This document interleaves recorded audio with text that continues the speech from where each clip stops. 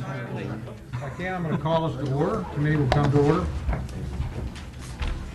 Okay, the recommendation for the FY 2015, this recommendation provides for $3.3 billion, excluding Senate items, which are traditionally left to the Senate to determine. This is the equivalent to the fiscal year 2014 level and a decrease of $122.5 million, or 3.7% from the requested level. The economic situation we find ourselves in today is both unique and difficult, but it did not happen overnight. We must continue to recognize the fiscal constraints we are under and find opportunities to stretch the dollars further. Over the course of the meetings and hearings with the agency heads since the start of the year, the subcommittees listened to all who presented their respective concerns and budget requests. Still, we have to make critical decisions and prioritize programs. We've been able to do this by maintaining current operations for our agencies. Details of the bill and the report have been shared with the members. I'll provide a quick summary of the highlights and the recommendations before us today.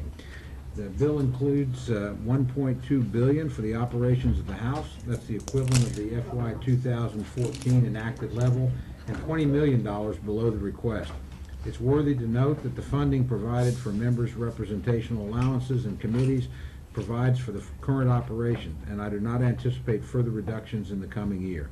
Member pay remains the same as FY 14 levels with no increase. For this bill, the total funding for the House of Representatives is 14% below FY 2010. The bill includes $348 million for the Capitol Police. It's a $9.5 million increase above the 2014 enacted level and $7.7 million below the requested level. This will support 1,775 sworn officers and 370 civilian positions. A slight increase above last year's provided to ensure the Capitol Police maintain current operations and restore missions essential training.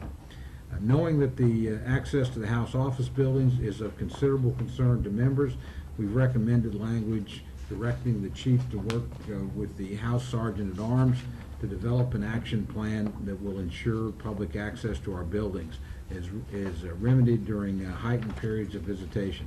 This action plan is due to the committee by April 23, 2014. The bill includes $45.7 million for the Congressional Budget Office. This is at the FY 2014 enacted level and $378,000 below the requested level. The bill includes $488.6 million for the Architect of the Capitol, excluding Senate items. This is a decrease of $40.5 million from the FY 2014 enacted level and $79 million below the requested level. The subcommittee recognizes the continuing challenges of preserving and maintaining our infrastructure and prioritizing critical projects in the current budgetary environment. It's important to note $21 million is recommended for the final phase of dome restoration, a very high priority of this committee.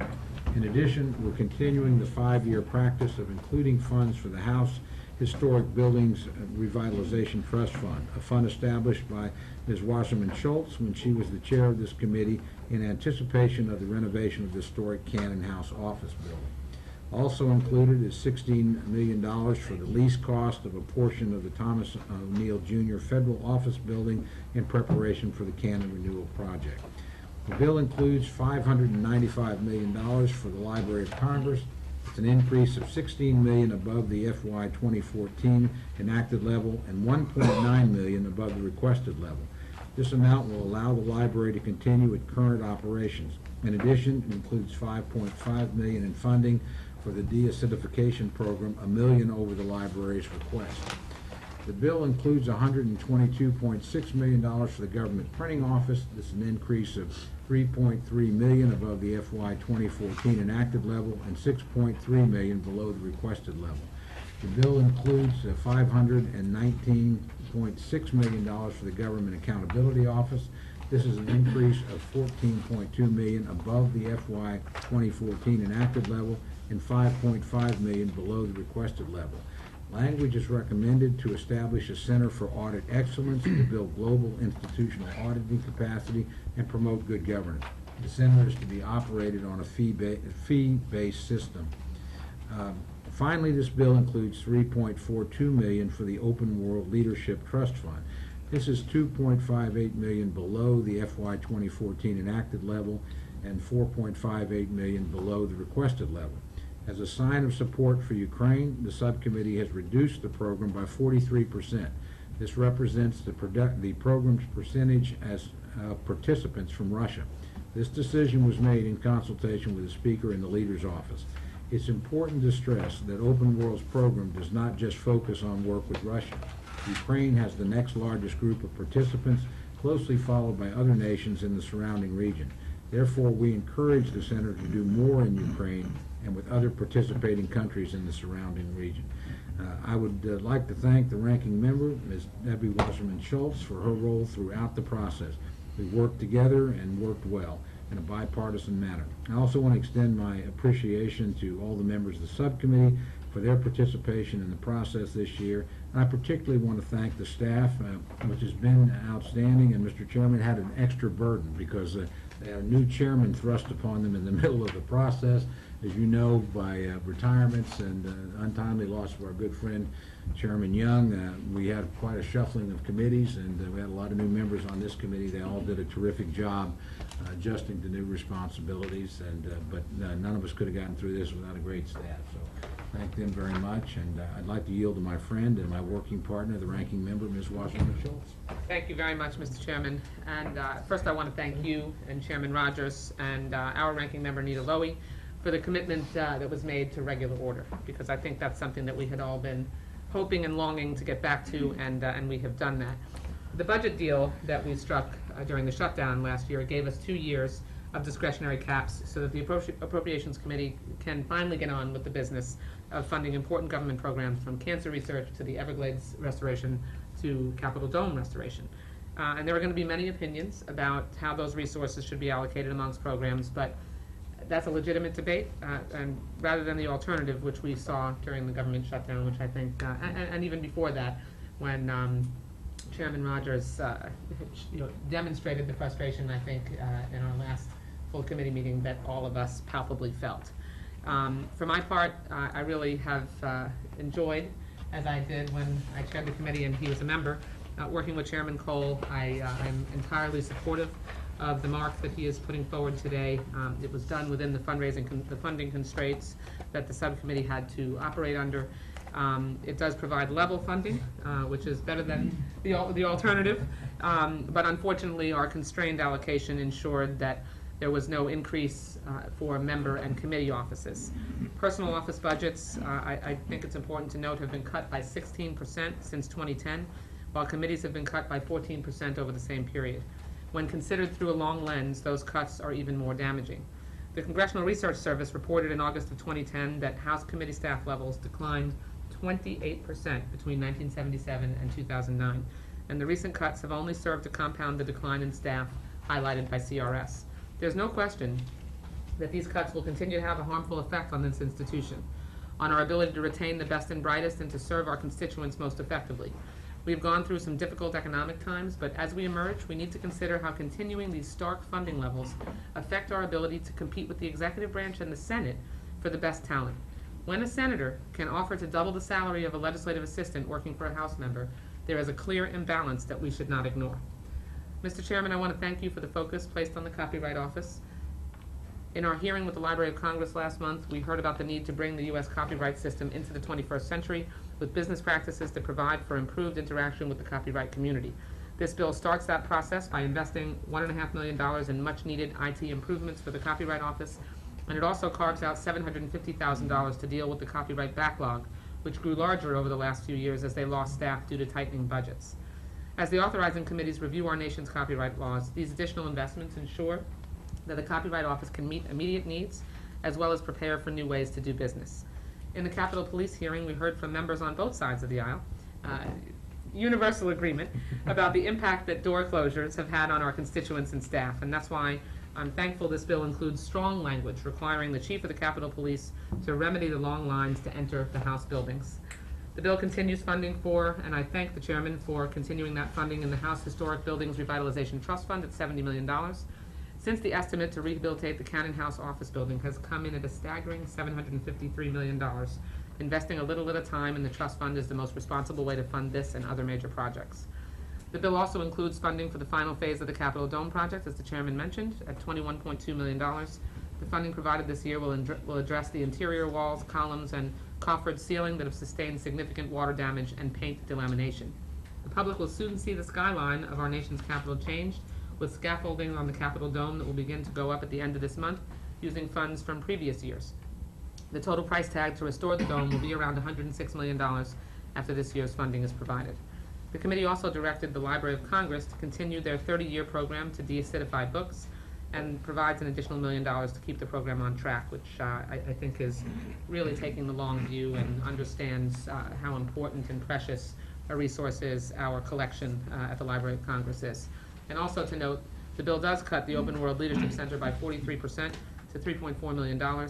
While the funding that supports participants from Russia has been eliminated, the committee encourages the program to do more exchanges in Ukraine and surrounding regions. And while I can understand the stated reason for the reduction in funds, I continue to be concerned about the square peg in the round hole that Open World is in a very small bill with a very small budget with 90 programs that essentially do the same thing by trying to reach out in Russia and foster and nurture relationships.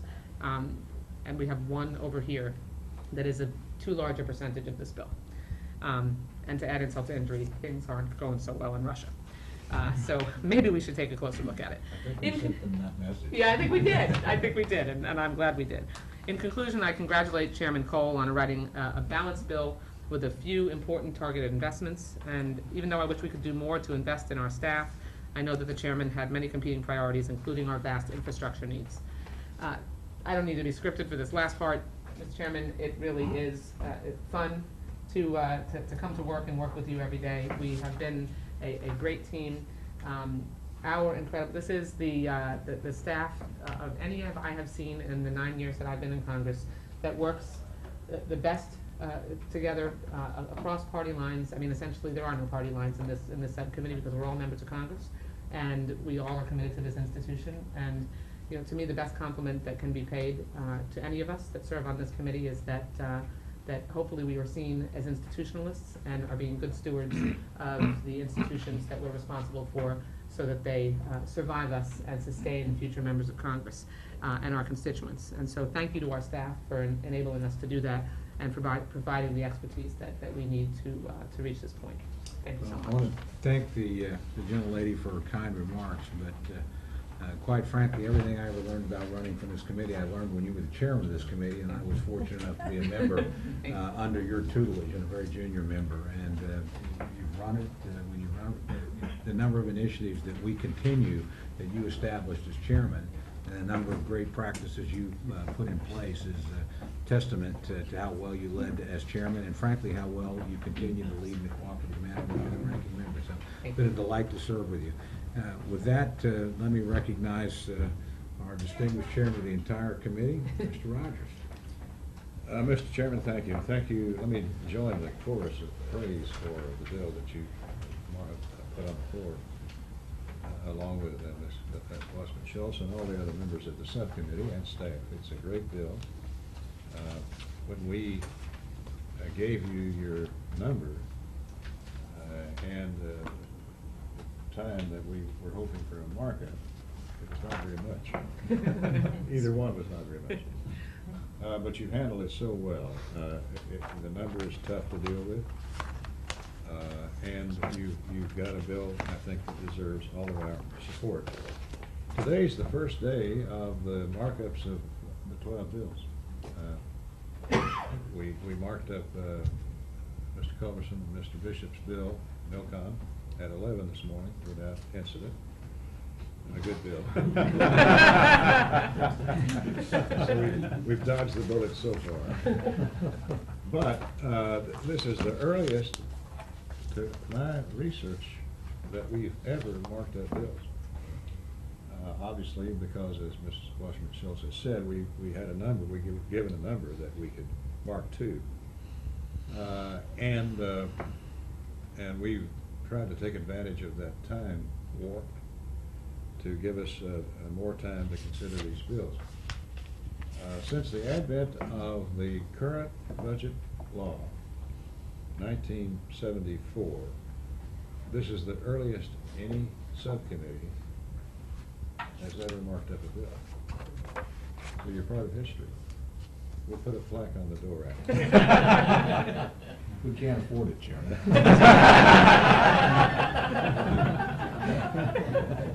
We can take up a collection maybe? Flower collection, use that money, flower money. You know, I think this proves, there's a lot of people that want budget reform. We've got to reform the budget process because we're not getting the appropriations bills done. Well, if we have to wait all year for a number that's given to the House and Senate to mark to, obviously we're not going to be able to do it. You give us a number, as they did in the so-called omnibus in December. Give us 30 days and $1.101 trillion. We'll give you 12 bills. And you're proving now that in 15, you can do the same thing. I want to mark up all these bills through full committee by the July 4th recess. And my goal and aim is yours and everyone else's to get back to regular order so that there's some predictability and savings that come with that in all of the agencies. If they have to live from hand to mouth, not knowing what next week's going to bring, then we're wasting zillions of dollars. And just the fact that you're giving some regularity to the budget process for the House will mean that that money will be able to be stretched further. So you're doing good. On the budget reform thing, as you know, by law, by House ruling, we can't mark up bills in the regular process before April 15th.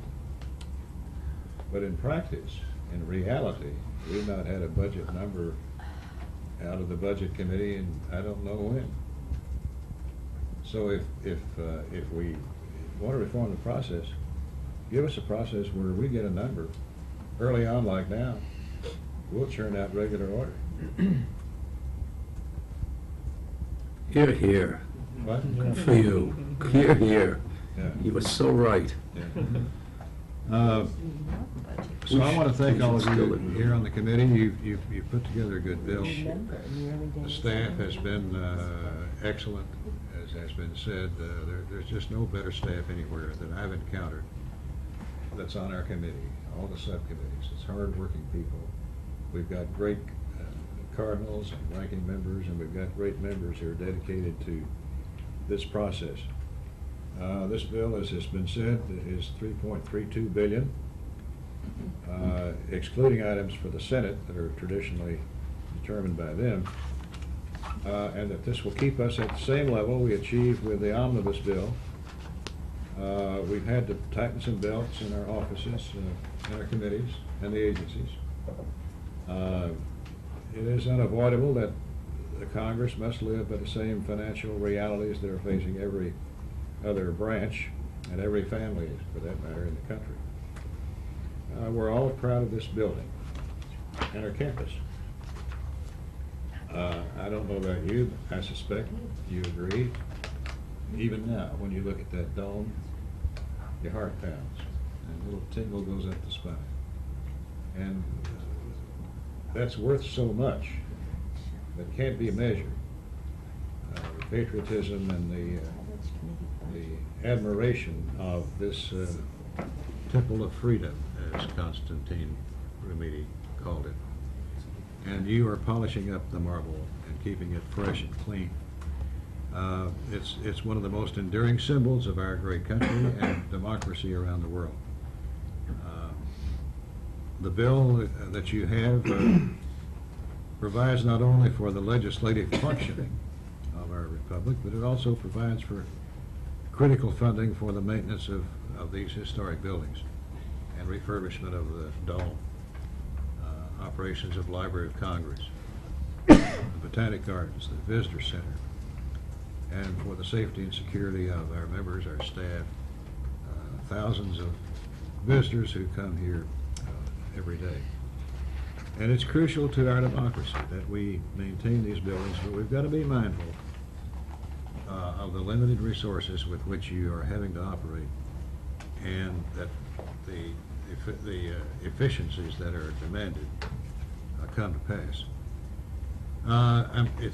It's wonderful to see the cooperative work on this subcommittee, the nonpartisanship that you've shown, and it's again proof that appropriators will get the job done. May not be pretty, but we'll get it done. And you're doing your share, and I commend you. Thank you. Thank you, Mr. Chairman. Chair now recognizes our distinguished ranking member, my good friend, gentlelady from New York. Well, I thank you, my good friend, Chairman Cole, for taking on this responsibility with such steadiness and seriousness of purpose. Your eloquence is very impressive, and I thank you very much. And it's a pleasure for me to work with my friend Debbie Wasserman Schultz as well, and to see the bipartisanship on this committee is impressive to all who are in attendance. And Chairman Rogers, I remember the day when we used to say budget committee. Is there really a budget committee? So I want to thank you for your leadership in restoring regular order and make it clear to the body the importance of the appropriations process and getting our work done. And I know that this bipartisanship shown here will continue as long as it can, and I hope we can get all of our work done, and I thank you for your leadership. Now, while this may be the smallest of the appropriation bills, certainly the leadership of Chairman Cole and Ranking Member Debbie Wasserman Schultz serves an example to others of how the partisan divide can be bridged and compromise can be reached. And I do look forward to continuing my work with you and the rest of the subcommittees. Without Senate items, this bill to fund the operations of our nation's legislative branch, as you heard, is $3.326 billion, the same as 2014. Now, while I am pleased with the overall funding level, it was my hope that after years of cuts to member representational allowances, or MRAs, we might provide a modest increase this year. Member offices have sustained $106 million in cuts since 2010. These cuts have severely strained the House's ability to serve the American people due to fewer staff for constituent casework, the inability to effectively communicate with our constituents, and fewer district offices. I agree with the ranking member of this subcommittee that unless we return to sensible funding levels, we cannot stave off the further erosion of expertise, morale, and comedy in this great institution. This bill funds the Open World Leadership Program of $3.42 million, a reduction of $2.58 million.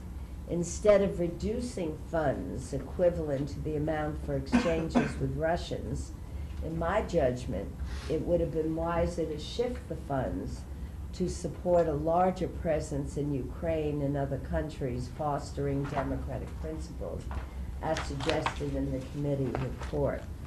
With that said, I want to thank you and congratulate you, Mr. Chairman, and Madam Ranking Member, for putting forth a balanced bill. It's a pleasure working with both you and the Ranking Member, and I look forward to today's markup. Thank you. Do any other members wish to speak? Yeah. Mr. Moran. Thank you, Mr. Chairman. So first of all, 40 years ago, I was on the Senate Appropriations staff working for Warren Magnuson, who was an eminent squeezee like Hal Rogers is today, you know? Eminent squeezee. He's gonna Tom give us the explain. definition. Believe me, it's a very good thing. It's a very good. Better look it up. Take it home to Cynthia, she'll I say it with all respect because I believe it. The people who have invested most of their lives in this institution realize when things, what a committee does matters, and when it's all about politics and messaging.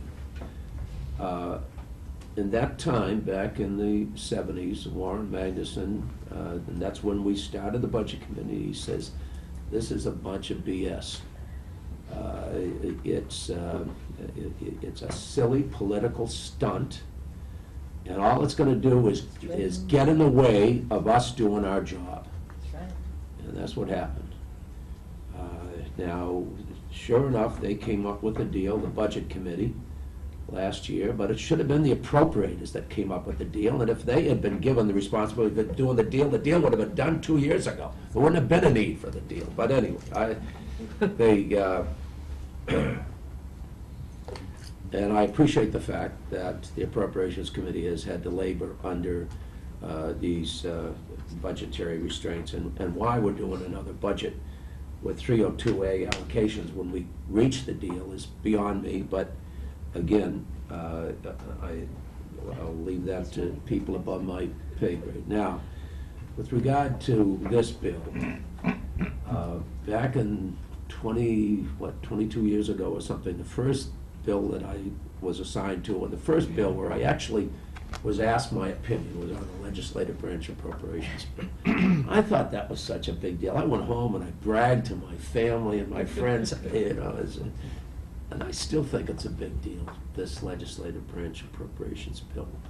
Nobody off the campus really cares much about it, but it's important.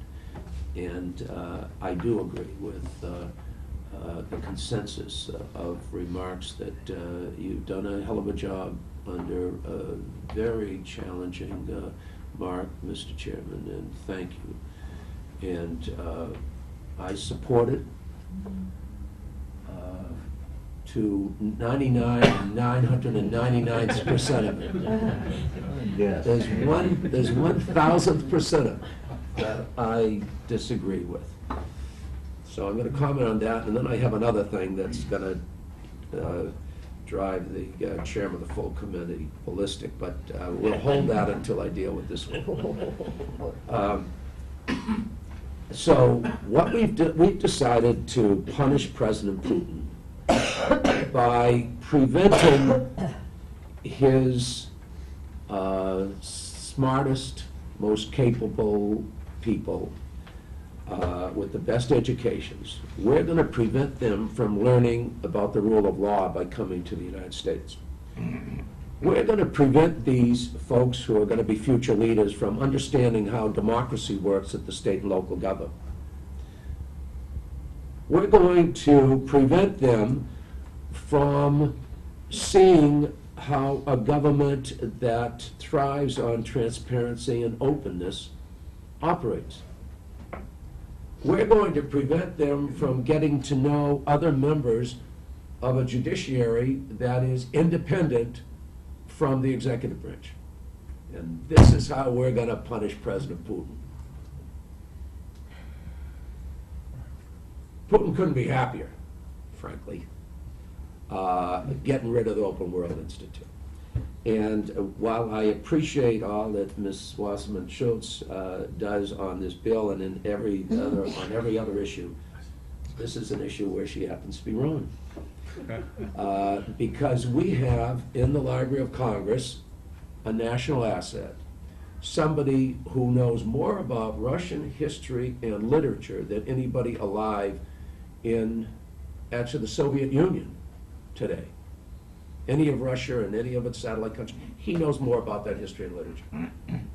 And this is a program that can operate independently of the State Department, which is not a terrible thing.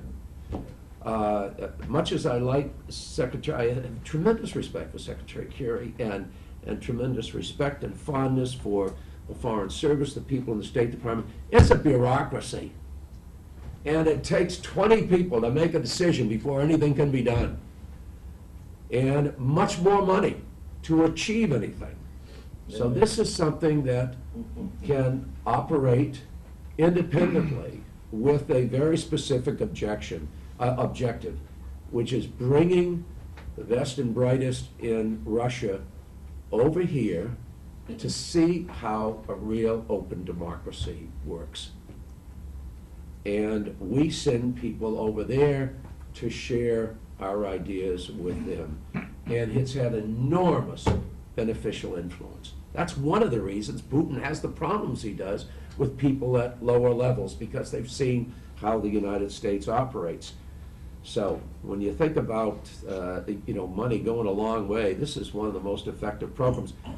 We spend, as we know, over $500 billion every year in military security, and yes, it's really about the hearts and minds of people in these countries that dictators try to control.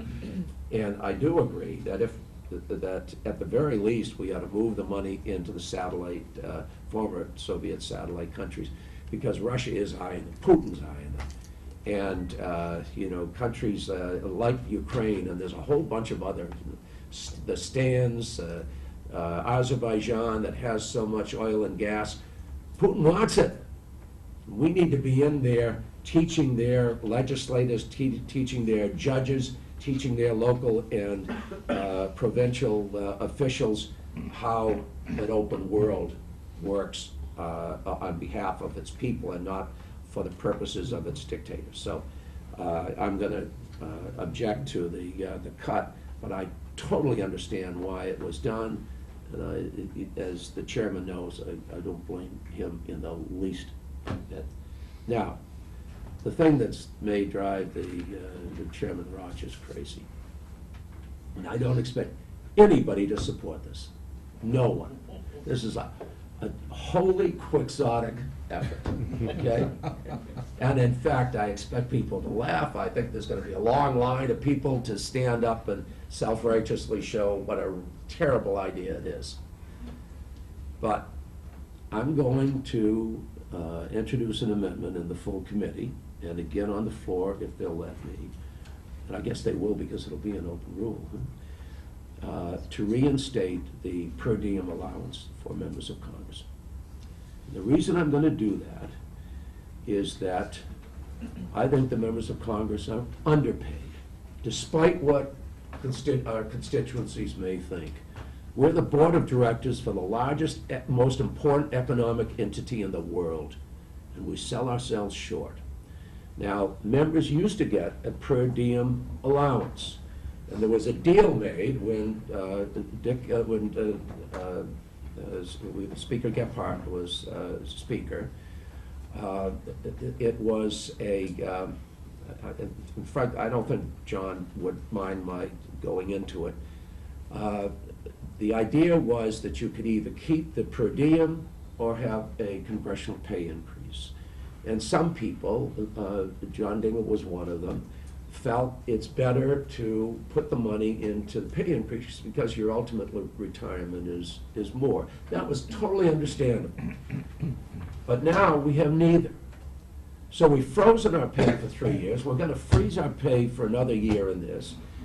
And it masks what members are having to go through to pay for 2 homes. And it's not right.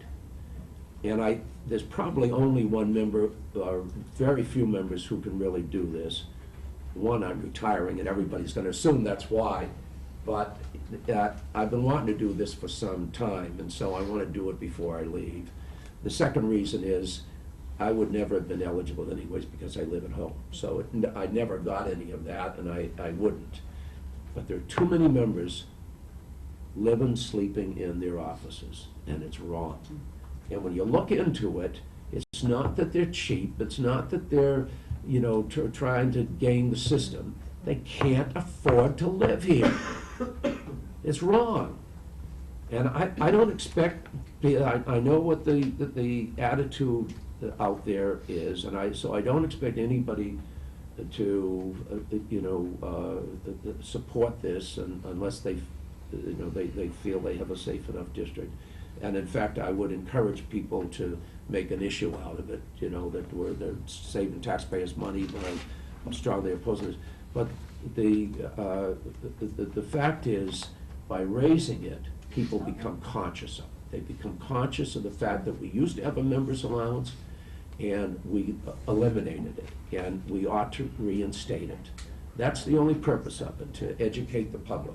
I have no illusions about it being passed, but I think this is the best way to get it up. We're not gonna be able to get it up legislatively through the administrative authorizing committee, but we can get an amendment on the floor to raise the issue, and that's what I intend to do, Mr. Chairman.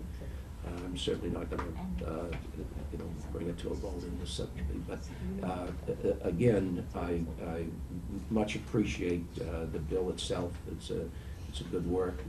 It should get bipartisan support. And with that, thank you for giving me the opportunity to share my views. I don't know if you'll get a lot of votes, but you'll certainly have a lot of friends. So. Any other members wish to make any remarks? Mr. Javade? Thank you, Mr. Chairman. And I just wanted to thank the staff, thank you, Mr. Chairman, also the ranking member and my colleague from the Old Dominion on the issue that's on the report at page 8 regarding access. And I believe the ranking member talked about strong language in the report. And I just wanted to make a couple of points for the record, and I'll be brief in doing that. But they are this: as I look at the language and we talk about explore all options to remedy the problem, which is good. I mean, if somebody's got a better mousetrap, that's great. I would just note that the discussion was about opening the doors that were closed in the 3 office buildings. So when we talk about additional doors, which is the language in the report, the discussion was about opening the doors that were closed in the 3 House office buildings. And when we talk about peak periods, well, I think there has been a little bit of confusion about, the application of overtime and those sorts of things. It was, the discussion was about, during the regular workday, if there's a door there that's meant for egress and that has historically been open, then it ought to be opened at least during the regular workday. So I want the record to reflect that. And the final thing, I guess, is we have endeavored to do collectively and individually to do some homework to find out just what these costs were, so it wasn't just a willy-nilly general pronouncement and stuff like that. And when this report on the 23rd is submitted, I would note a level of frustration, and maybe it's because I'm new, so I'm not trying to impugn or offend, but when you talk about it, you get some numbers thrown back that are like X million dollars that don't talk about just session days, just regular hours, stuff like that. So I would encourage those folks in the Sergeant at Arms office and the Capitol Police office, when that report is forwarded, to please bore down, be specific about those sorts of things. I will attribute maybe that misunderstanding to me as a new person, but I will say there were times where it felt adversarial, Mr. Chairman, to ask what the cost was and get a quick $2 million figure back, where when you asked a couple more questions, it was as low as a quarter of that. And so I'm hoping that's a misunderstanding on my part as far as an adversarial feel at times to just asking the questions. But I do want that to be part of the record. Look forward to the information on the 23rd, and want to thank my fellow committee members and staff for indulging one of the new folks on this issue. Thank you, Mr. Chairman. Yield back. Well, thank you. Well, first of all, I want to thank the member for his interest and his passion, and thank my friend Mr. Moran as well, and my ranking member, because there's no question that you expressed and tapped into a bipartisan sentiment, and I'm quite serious about that report. It better not just be a paper deal. We have restored some funding the last fiscal year and again this year to try and help with some of those problems. I hope we avoid sequestration or we'll compound them, but this, I think we look on this as an opportunity to give them a chance to show what they can do with some additional resources and direction.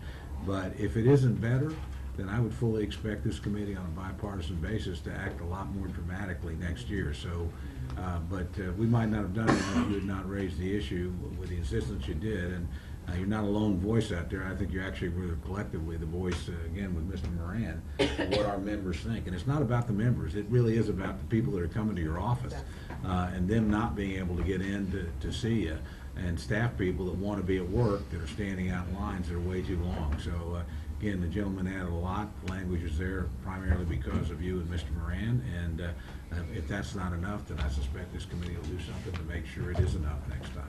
Would the chairman yield on that? Mr. Chairman, you say if they don't fix it, then you and Debbie will be back at it next year in the subcommittee. How about if they don't fix it, our subcommittee give you at least tacit approval to make sure it is fixed? I mean, we shouldn't have to wait next year to react to their not responding. Why don't you just monitor it, and you know the entire committee's with the chair and ranking member, just tell them the committee insists upon it, not wait for another year to implement the policy in this report. Well, we'll take that under advisement, and I'll smoke a cigar with the most important member of this committee and raise it with him.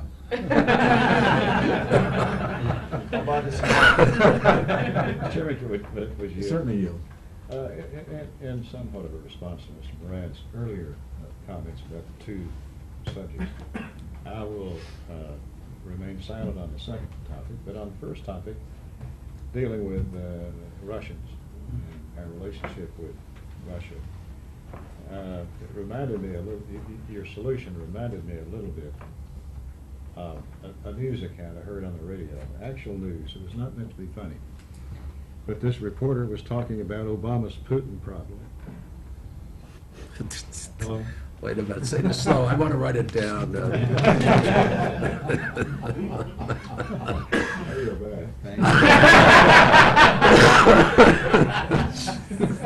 there any other comments? Seem to be degenerating pretty rapidly here. So, in that case, I want to recognize Mr. Harris, who, by the way, I must say this, Mr. Chairman, he was the one member on our side of the aisle that continued in this committee, and we had this major realignment, and has been extraordinarily helpful, certainly on our side of the aisle, contributes obviously as the vice chairman to the entire committee, but having him through this with his background, he was really, frankly, more on top of the issues than any of the rest of us, and was very helpful. So, Good. Thank you very much, Mr. Chairman. I move that the bill be approved and reported to the full committee for further action.